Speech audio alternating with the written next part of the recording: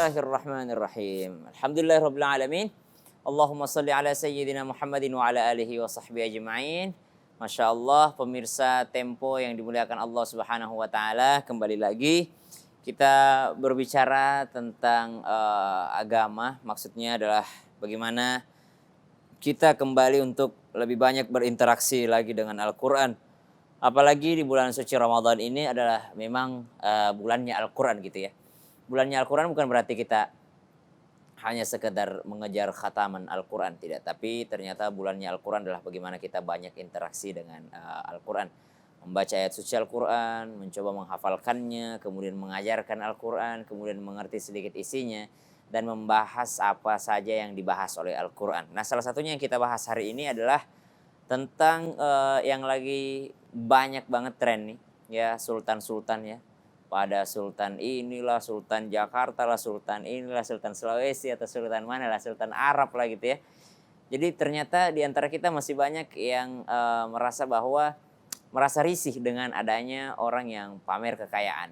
Nah, dan ini pun masuk ke dalam hadis baginda Nabi SAW yang mengatakan bahwasanya nanti akan datang orang yang menjulurkan bajunya dengan penuh kebanggaan, ya, dengan penuh kebanggaan ujub.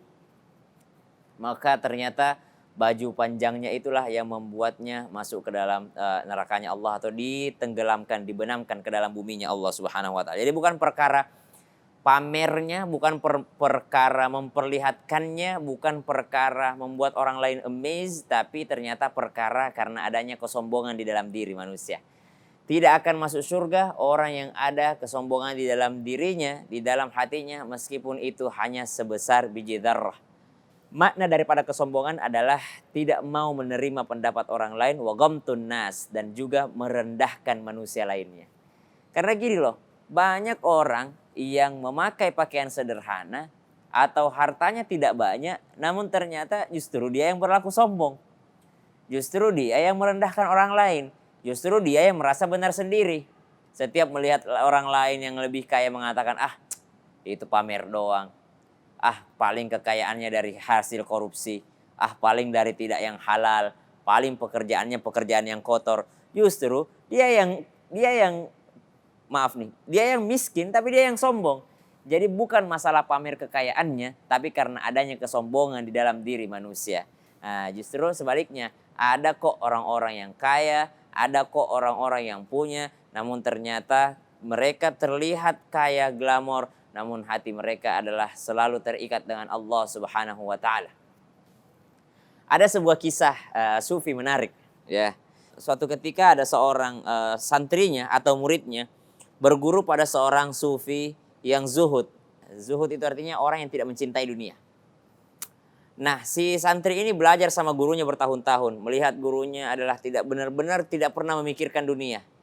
Gurunya itu hanya punya satu harta, yakni gayung ya. Masing-masing cuma satu aja. Satu gayung, satu piring, satu gelas, satu sendok. Pokoknya cuma satu gitu. Apa kata gurunya tersebut? Baiklah, hari ini ya, setelah bertahun-tahun, hari ini engkau sudah lulus dariku. Sekarang engkau berangkatlah ke daerah ini. Kau temui guruku yang jauh lebih zuhud daripada diriku.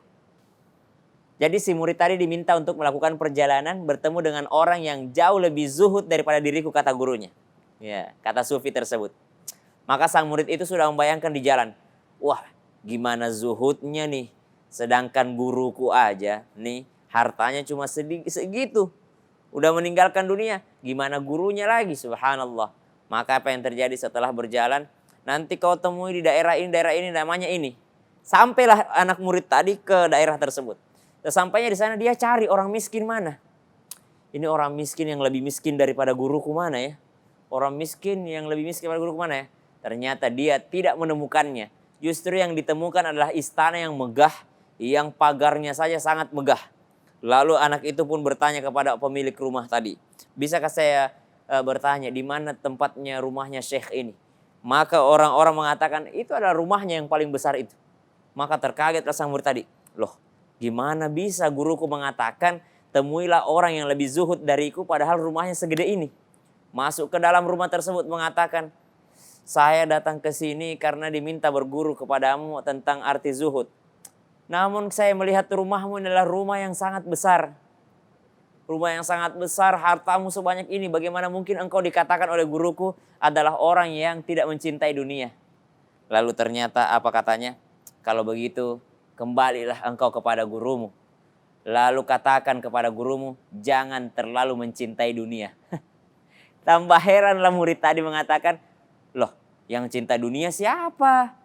Guruku orang yang sederhana, hartanya cuma ada 1 piring, 1 sendok, 1 gelas, 1 timba.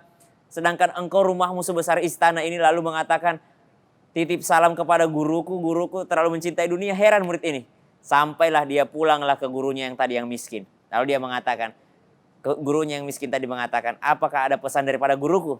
Kata santri tadi, saya berat juga mengatakannya, namun gurumu berpesan seperti ini, wahai guru. Apa pesannya? Katanya, kamu jangan terlalu mencintai dunia. Aku heran dengan pesannya karena kelihatannya dia yang lebih mencintai dunia daripada dirimu. Dia memakai pakaian yang bagus, rumahnya berlapiskan ini, hartanya banyak sekali, rumahnya besar. Sedangkan engkau hanya mempunyai 1 buah timba, 1 punya ini. Apa jawaban gurunya? Benar apa kata guruku di sana. Dia memang mempunyai istana, tapi istana itu tidak pernah masuk ke dalam hatinya. Harta saya memang sedikit, tapi setiap hari saya memikirkannya. Jadi ternyata bukan tentang bagaimana kita memiliki harta tersebut, tapi bagaimana harta itu kita tempatkan. Jikalau harta itu adalah menjadi jembatan kita, al-mata, alat kita menuju akhirat, menuju ridhonya Allah Subhanahu wa taala. Kita punya harta dipamerkan bukan untuk yang namanya rasa kesombongan, tapi bentuk syukur kepada Allah Subhanahu wa taala dan untuk memperlihatkan kepada orang lain bahwa saya ini ada zakat loh, saya ini menyumbang loh, saya ini loh.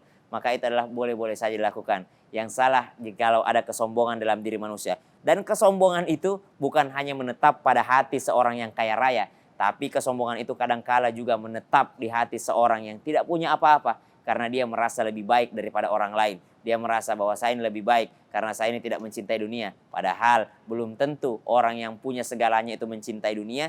Dan belum tentu orang yang tidak punya apa-apa mereka tidak mencintai dunia. Insya Allah semoga kita terlepas daripada penyakit hati. Utamanya penyakit hati iri dan dengki. Begitu pula kesombongan. Sampai jumpa di episode selanjutnya. Assalamualaikum warahmatullahi wabarakatuh.